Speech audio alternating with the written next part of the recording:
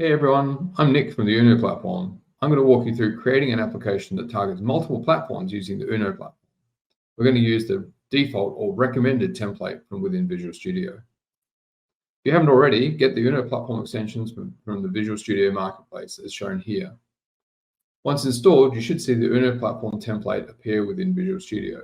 We're going to go ahead and click that and click Next. Enter some basic project information such as the name and the location of our application that we want created, and click Create. This will now launch the Uno platform template wizard, giving us the two options that we can start for our application.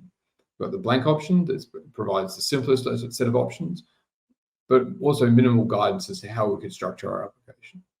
We then have the default or the recommended options, providing more guidance and including things like the material theme, toolkit, extensions, and some additional projects for testing. This is the option we'll be selecting. We'll select it and click Create. This will go ahead and create our application and open it within Visual Studio.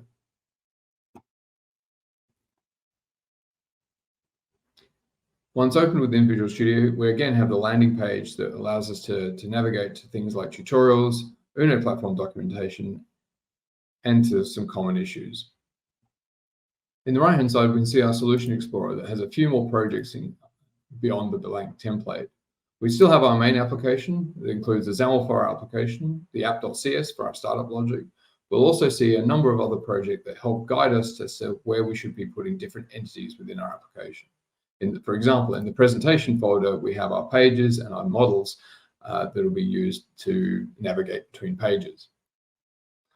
We again have the platforms folder that provides the projects for each of our target platforms: Windows, WASM, GTK, Shared, and Mobile. The mobile project includes iOS, Android, and Mac Catalyst. The shared project includes resources that are going to be shared between the various targets.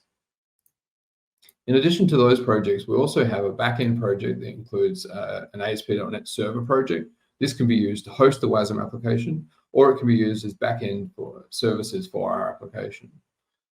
This data contract project allows us to share entities between our main application and the server project. Lastly, we have the test folder, which includes unit tests and UI tests. Again, to run our application, we go under Platforms, select the target platform, select Set as Target and Startup Project, and then we can go ahead and click Run or press F5 in order to launch our application using the debugger. I hope you found this video useful, and stay tuned for more walkthroughs of the Uno platform.